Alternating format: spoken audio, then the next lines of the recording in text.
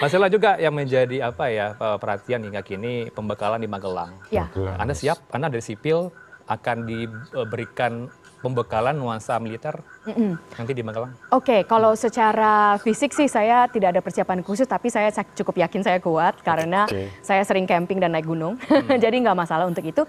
Tapi saya justru sangat semangat bahwa diberikan training, akan ada pembekalan, ini sangat buat saya sangat berguna sekali, terutama sebagai orang yang belum pernah sebelumnya ada di pemerintahan. Jadi saya sangat menghargai bahwa Pak Prabowo itu mempunyai visi bahwa kita di training, bukan saja dengan pembekalan tapi untuk bersama. Ini menurut saya Pak Prabowo sudah menekankan teamwork dan beliau sungguh ingin ini berjalan, dan tentu saja kita tahu bahwa ini dari segi kognitif ya, dari segi kognitif kalau kita bersama dalam 3 hari melalui sesuatu itu pasti ada bondingnya, itu ada sainsnya juga, dan itu sangat berkesan buat saya bahwa kita akan. Mbak Sela, apa agenda di sana? Apakah ada manjat tebing atau bagaimana? Oh itu saya juga nggak tahu. Kita juga tidak tahu. Kita tidak dikasih tahu. Kita pokoknya siap mental untuk bersama, untuk bekerja bersama, untuk fokus ya. Ini juga sangat baik, fokus sebelum kita memulai tugas-tugas kita yang sangat berat. Ini 3 hari waktu yang cukup lama untuk mengenal satu sama lain, apakah singkat atau lama? Untuk saling mewujudkan teamwork tadi, kompak. Iya. Assalamualaikum warahmatullahi wabarakatuh. Kali ini kita akan mengajak kalian untuk lebih dekat dengan Bu Stella Christy atau Wakil Menteri di bidang Sains dan Teknologi, dan pokoknya di bidang pendidikan guys. Oke, semoga ini bisa kita jadikan referensi bagi anak-anak muda untuk lebih giat. Oke, langsung kita saksikan Bu Stella. Gas. Saya rasa untuk awal ya, untuk awal itu cukup efektif karena itu kan 3 hari, tetapi intens. Jadi waktu yang dipergunakan itu selalu kan bukan kalau kita waktunya 24 jam tapi kitanya nggak pernah ngomong, ya ini. Tapi kalau dalam 2 jam tapi kita harus intens nih. Kalau misalnya masa wawancara saya 2 jam, pasti kita akan kenal baik setelah itu kan. Jadi intensity. Jadi saya rasa ini intensitinya cukup, ya efektif. Efektif sekali ya. Berbeda dengan era sebelumnya begitu. Ini pendapatnya bagaimana? Bagus tidak dengan adanya pembekalan di Magelang? Sangat bagus, sangat bagus. Karena ini menunjukkan visi dari awal bahwa kita harus bersama. Ya tidak. Dan juga saya senang tadi saya dengar tidurnya di tenda kan. Wah saya udah semangat nih. Jadi bagi kita bukan glamournya, bukan apanya, tapi sungguh kita akan mendapat pembekalan. Dan justru keadaan-keadaan yang sedikit lebih dari tidak yang biasanya itu akan memberikan kesan. Ya itulah ingatan memori. Ada tidak sih dirasa, ini menterinya galak nih, wamennya nggak ramah nih gitu yang ditakuti sampai sekarang? Tiba-tiba kepikiran gitu? Nggak ada, terus terang aja. Nggak ada, terus terang aja saya bahkan kaget teman-teman di kabinet itu sangat ramah terhadap saya, yang ya quote unquote orang luar gitu ya. Semuanya bahkan sangat ramah terhadap saya dan bahkan ingin bertanya gitu tentang banyak kawan-kawan dari menteri, banyak yang kemarin bertanya-tanya tentang apa sih itu otak, apa itu cognitive science gitu. Saya sangat menghargai sekali kawan-kawan itu mau menerima saya yang dari luar. Saya melihat Anda seperti mengingatkan kepada Sri Mulyani yang tiba-tiba dipanggil sudah punya karir yang mentereng di Amerika Serikat, di World Bank, tiba-tiba Anda juga dipanggil sudah jadi profesor yang handal begitu di luar negeri di China begitu ya, Tsinghua University ya. Kenapa memutuskan untuk balik ke tanah air mau ngabdi ke Kabinet Merah Putih? Pertama terima kasih atas perbandingannya, tapi jangan dibanding sama Bu Sri ya. Kejauhan. Sama ya, tidak ya? Enggak. Bu Sri jauh lebih tinggi di atas saya, Ibu Ani jauh sama-sama lebih tinggi ekonomik tapi saya. Saya ekonomik gagal Mas. Ya, terima kasih atas perbandingannya. Tapi tentu saja dipanggil untuk berbakti oleh Pak Prabowo itu adalah suatu kehormatan besar. Saya merasa sangat terharu bahwa Pak Prabowo mau merangkul dan memberikan kepercayaan kepada anak-anak bangsa yang dari segala macam latar belakang untuk membangun dan memberikan kepada negara ini. Tentu saja saya langsung bersedia untuk kembali karena saya tahu bahwa segala sesuatu yang saya punyai itu adalah dari sini, dari negara saya. Mungkin kalau boleh saya cerita personal. Ada mungkin sedikit komen, saya sekolah di Harvard itu karena difasilitasi. Tidak ya, pertama kali saya nomor 1 adalah saya mendapat beasiswa. Saya sekolah biasa, saya mendapat beasiswa. Saya bukan dari keluarga.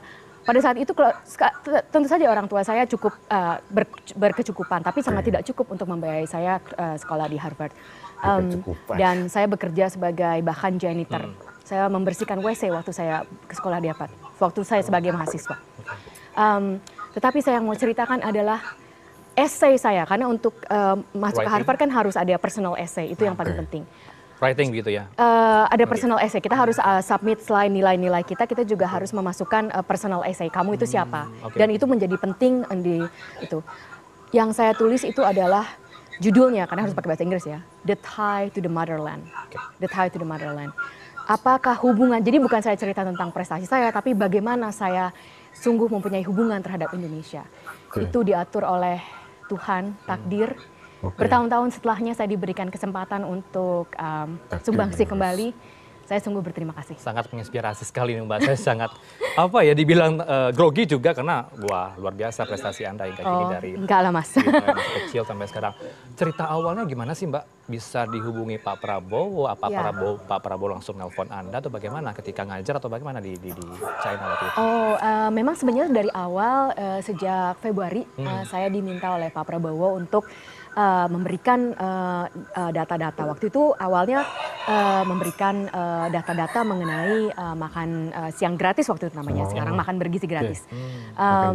Lalu sebagai ilmuwan saya meneliti dan yang saya ingin lihat, yang saya ingin teliti waktu itu ada pertanyaan saya, apakah makan gratis itu ada impact-nya? Karena waktu itu kebanyakan orang selalu berbicara tentang cost, tentang tentang cost dari makan gratis. Tetapi pasti itu ada impact. Nah, saya meneliti bahwa ternyata sudah ada program makan gratis dari berbagai macam negara dan mereka mempunyai penelitian. Penelitian itu berarti perbandingan. Jadi dibandingkan yang mendapat makan gratis dan yang tidak mendapatkan makan gratis, apakah ada perbedaan? Ternyata ada perbedaan dalam sisi prestasi akademik, prestasi sekolah. Jadi yang mendapat makan gratis, prestasi akademiknya meningkat. Itu ada datanya dari bahkan Amerika Serikat. Itulah yang saya sampaikan kepada Pak Prabowo. Lalu setelah itu beberapa kali bertemu, ada kaitannya yang sangat saya kagumi dari Bapak. Waktu itu saya persiapkan, mungkin saya siapkan 5 menit aja karena juga Pak Presiden terpilih pasti sibuk ya. Tapi beliau itu sangat mau mendengarkan data. Jadi beliau bahkan mendengarkan sampai, ayo silakan Mbaknya presentasi ke saya data-datanya yang lengkap. Alasannya apa? Kenapa Anda di Dikti? Harusnya di Pangan ngurusin makan gizi gratis. Oh tidak Mas, Pangan banyak yang lebih ngerti. Di Dikti Saintek itu sangat cocok sekali untuk saya karena saya sebagai ilmuwan saya sangat mengerti tentang perkembangan sains dan teknologi dan juga di perguruan tinggi. Tapi itu tetapi juga tentu saja saya harus banyak belajar bersama dan itu saya bersama dengan Prof. Satrio, Pak Menteri dan juga Prof. Fausan, Wakil Menteri, kami sungguh ingin melayani publik Indonesia di bidang perguruan tinggi sains dan teknologi. Jadi kalau untuk saya sih ini justru rumah yang sangat tepat buat saya dan terima kasih sekali diberikan kesempatan ini. Anda melihat dunia pendidikan di tanah air seperti apa? Miris atau membahagiakan? Dunia pendidikan itu segala-segalanya pasti ada plus poinnya, ada plus minusnya ya. Jadi kalau kita lihat dari plusnya sebenarnya kita harus bisa lihat bahwa dari pendidikan dasar kita, pendidikan sampai pendidikan menengah itu dari segi plusnya sudah aksesnya itu sudah sangat bagus. Ini saya lihat dari data-data yang dipublikasikan di banyak tempat sebenarnya. Akses itu sangat bagus. Nah, tetapi yang menjadi tantangan adalah kualitas. Bagaimana kita bisa meningkatkan kualitas ini termasuk juga dengan pendidikan tinggi. Kualitasnya itu adalah menjadi tantangan. Nah itu kita harus bekerja sama, kami harus bekerja sama dengan seluruh rangkaian publik bagaimana kita bisa meningkatkan kualitas itu. Apa yang perlu dibenahi untuk pendidikan tinggi dan juga Saintek hingga kini? Karena masih banyak harus menjadi perhatian juga dari Dikti sebelumnya menyebutkan akreditasi perguruan tinggi yang masih belum banyak yang unggul sehingga banyak mahasiswa yang memilih untuk kuliah di luar negeri. Alright. Untuk yang akreditasi unggul itu memang kalau sudah diberikan dari Dikti yang sebelumnya itu tentu saja masalah yang perlu kita perhatikan bersama. Mungkin satu yang ingin kami paparkan adalah Dikti, sains dan teknologi itu tidak terpisah. Nah ini adalah kaitan yang erat, pemisahan atau sebenarnya penggabungan antara Dikti, sains dan teknologi dengan kualitas.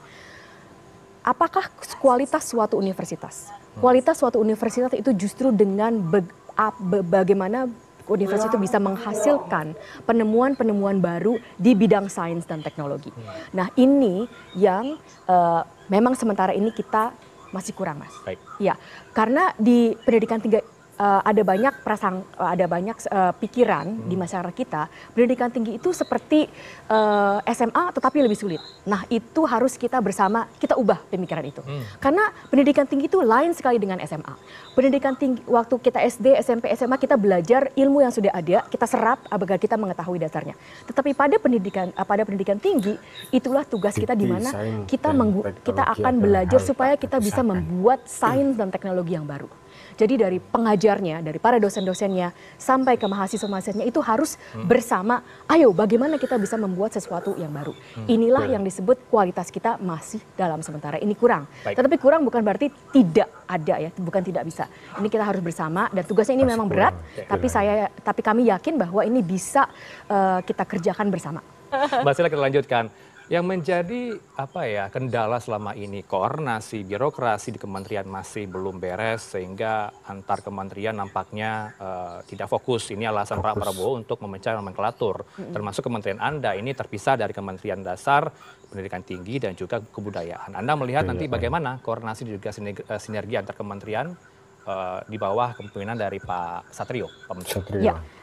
Pak Menteri Satrio sudah beramanah secara jelas bahwa kami dari kementerian itu adalah tugasnya sebagai enabler.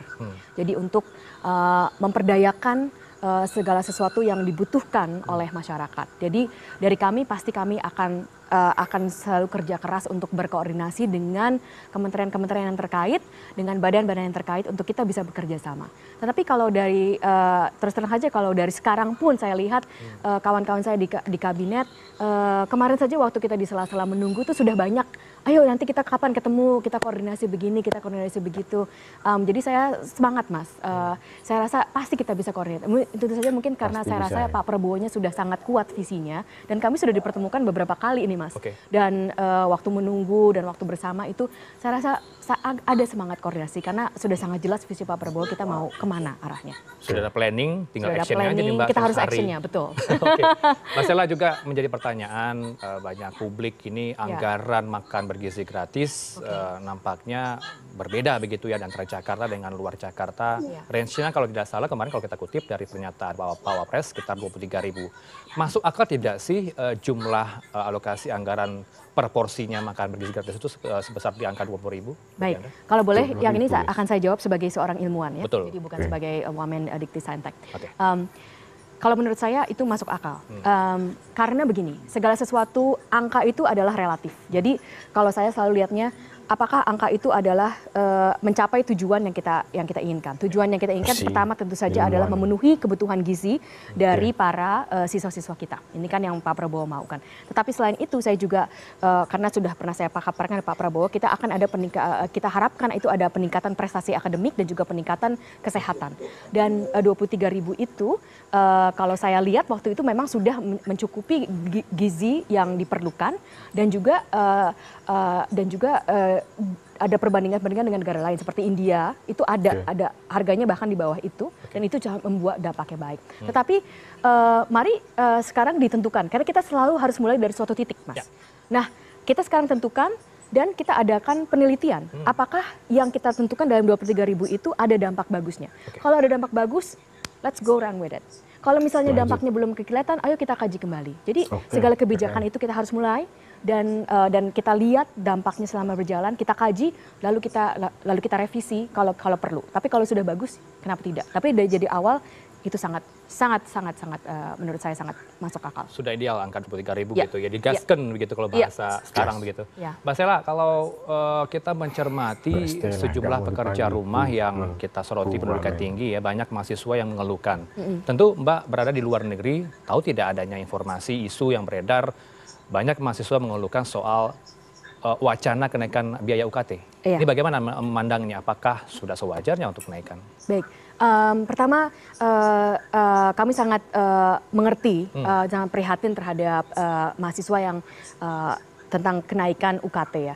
Karena dari segi sang mahasiswa tentu saja ada kenaikan itu tentu saja ada beban-beban yang harus dipenuhi. Nah, yang sementara ini sudah kami lihat data-datanya, angka yang sekarang pertama mungkin penting sekali diinformasikan kepada seluruh publik bahwa UKT itu bukan satu angka ya, kita pakai sliding scale. Jadi berdasarkan latar belakang ekonomi. Jadi jangan berkecil hati bahwa latar belakang ekonomi tidak cukup untuk UKT. Ini perlu sekali bahwa publik tahu bahwa di perguruan tinggi kita di negeri itu UKT itu berdasarkan sliding scale. Tapi tetap saya mengerti bahwa ini ada rasa keberatan. Nah, kembali yang tadi saya bilang angka itu relatif, Mas. Saya yakin kalau para mahasiswa itu merasa bahwa yang mereka dapatkan dari pelajaran di universitas, di pendidikan tinggi itu adalah sesuatu yang sangat berkualitas. Itu tentu dengan angka yang sementara, saya tahu itu sliding scale dari sekitar 500.000 sampai 7,5 juta, itu masih bisa diterima. Tetapi kembali pertanyaannya mungkin mahasiswa merasa bahwa kualitas yang didapatkan itu belum sebanding dengan investasi yang mereka tanamkan dari segi finansial. Nah itu PR kita bersama. Bagaimana kita bisa meningkatkan kualitas kembali yang tadi Mas tanyakan, kualitas pendidikan tinggi kita, kualitas universitas kita sehingga itu bisa memberikan sungguh apa yang sudah kita tanam, investasi kita di awal. Ya, sebelum saya lanjutkan soal perguruan tinggi, saya koreksi ya, nanti takutnya nanti dihujat netizen. Tadi angka 23.000 tadi Pak Wapres menemui di di Menteng begitu ya, bukan dari pernyataan Pak Wapres. Ternyata ditemukan segini loh angka yang dipatok untuk harga satu porsi makanan dibagikan kepada siswa kemarin Rp23.000. Kita lanjutkan soal mental health, Mbak Stella. Mungkin juga tahu ya kasus yang terjadi di salah satu universitas favorit yang ada di Jawa Tengah, Fakultas Kedokteran. Ada mahasiswa yang diduga bunuh diri. Ini mengalami beban yang cukup berat kalau kita simak pernyataan dari kasus hukumnya ya. Rasanya berat ya kuliah di kedokteran, sehingga ada upaya untuk berhenti dan ujungnya mengakhiri hidup. Anda melihat apakah rasanya tidak sanggup untuk melanjutkan perguruan tinggi, ya harus berakhir dengan bunuh diri? Tentu saja tidak ya, tentu saja tidak. Kawan-kawan sekalian, pertama kita harus saling membantu karena problem mental health ini kebetulan saya juga cukup tahu tentang penelitian di baliknya. Ini ada satu yang sangat mungkin berguna untuk para teman-teman sekalian, bahwa satu faktor yang paling bisa membantu atau mencegah adanya depresi atau mental health problem adalah social network. Kalau kita punya rekan, kawan, sahabat yang kita bisa cerita, yang bisa mengerti penyakit kita, itu sangat membantu. Jadi mungkin dalam apapun di pekerjaan, di universitas itu kita perlu punya social network, tapi bukan social network, social media yang banyak-banyak orang ya, maksudnya yang dekat. Kita punya social network yang dekat yang bisa menjadi buffer kalau kita itu dalam keadaan sulit berpikir atau sulit untuk melanjutkan, kesannya tidak ada yang bisa dilanjutkan. Karena segala sesuatu di dunia itu adalah persepsi. Kita merasa itu berat sekali karena itu yang kita fokus cuma itu, aduh kita nggak mungkin berjalan. Tapi sebenarnya orang lain bisa memberikan persepsi yang berbeda. Sebenarnya tidak terlalu, mungkin ada persepsi berbeda yang lain. Termasuk kalau kita tidak bisa lulus di universitas itu mungkin apa saja yang bisa dilakukan. Ada jalan-jalan lain. Gitu. Ya, kemudian juga yang menjadi perhatian Mbak Stella, begitu banyak platform aplikasi yang menyediakan peluang pekerjaan, job vacancy, tapi sulit untuk mendapatkan pekerjaan itu di tengah kompetisi yang ada. Melihatnya seperti apa? Ini juga kita harus teliti secara sistematis. Pertama kita harus tanyakan apakah bottleneck-nya itu adalah flow of information. Jadi apakah maksudnya bottleneck itu adalah ada yang mencari, ada yang butuh pekerja, tetapi yang mencari pekerjaannya tidak tahu yang butuhnya.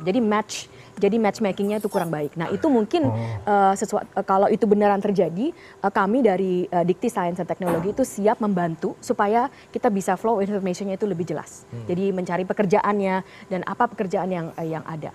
Yang kedua, mungkin apakah ada kesenjangan antara apa yang dibutuhkan atau apa yang dibutuhkan sekarang di lapangan pekerjaan dan ilmu-ilmu yang diberikan di universitas. Inilah kembali tadi yang seperti saya bilang kualitas ya Mas.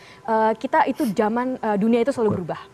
Dan itulah mengapa kalau sains dan teknologi itu dibawa langsung ke universitas, kita pendidikan di universitas itu menciptakan sesuatu yang baru itu nggak akan ketinggalan. Kalau kita mau menciptakan sesuatu yang baru, kita tidak akan ketinggalan, ya kan? Tapi kalau kita tidak punya mindset untuk menciptakan sesuatu yang baru di universitas, belajar sesuatu yang baru, kita akan ketinggalan. Nah, kemungkinan ketinggalan inilah yang menjadikan kesenjangan antara lapangan pekerjaan dan apa yang kita pelajari di pendidikan tinggi. Itu harus PR berat yang harus kita rame-rame, bareng-bareng, kita gotong royong untuk Bagaimana mengajak anak muda yang akses internetnya masih jauh dari harapan, tinggal di pelosok, tapi punya bakat potensi yang luar biasa, agar terjun di sains teknologi seperti Anda?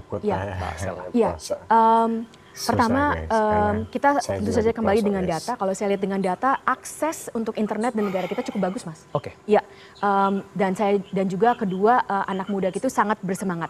Ya. Jadi kalau yang saya lihat adalah kesulitannya adalah yang poin ketiga, bahwa kita belum sementara ini memberikan banyak informasi-informasi mengenai sains dan teknologi. Jadi kita belum ada terlalu banyak inilah apa itu sains. Jadi itu yang dari kami Kementerian Kementerian Dikti Sains dan Teknologi itu ingin menjembatani itu. Kami sudah punya pikiran bahwa kami akan mulai nih podcast mengenai sains dan teknologi. Jadi semua orang terinspirasi. Kebetulan kalau boleh sharing sedikit, Mas. Ya, silakan. UNICEF membuat video tentang saya,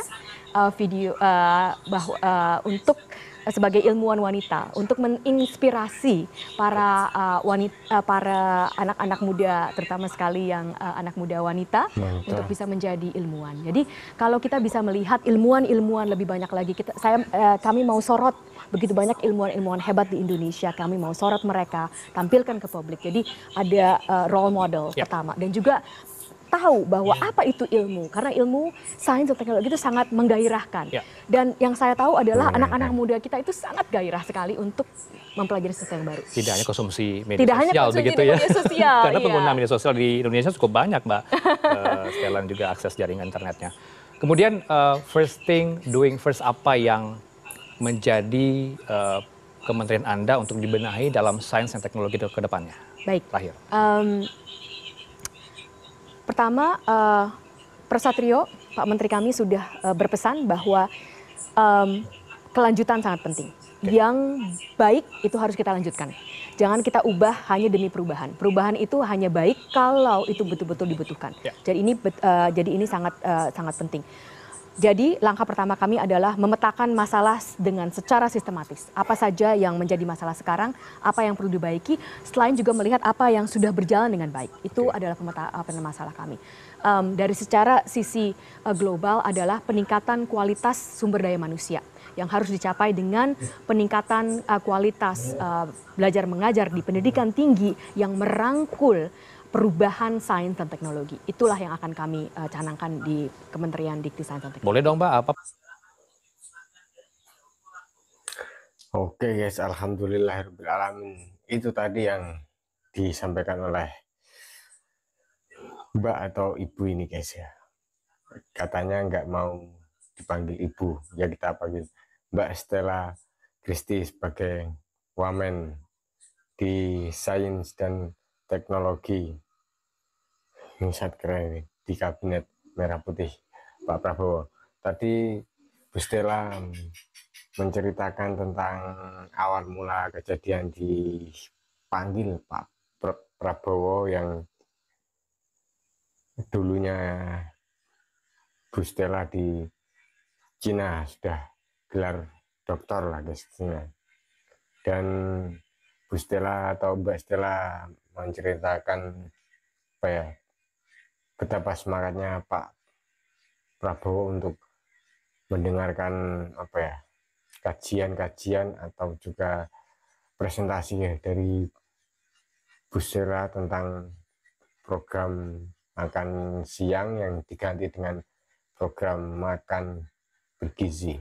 Nah, oke, semoga program-program yang diberikan atau yang diajukan oleh Mbak Stella dan diusahakan juga oleh Pak Prabowo semoga berjalan dengan lancar dan bisa menjadikan apa ya, kesulitan-kesulitan itu jadi lebih semangat kita dan dia lebih maju guys. Oke, semoga bermanfaat karena ini sudah sains dan teknologi saya kurang paham betul guys. Oke, semoga mengedukasi masyarakat dan juga menjadikan informasi yang bagi masyarakat karena ini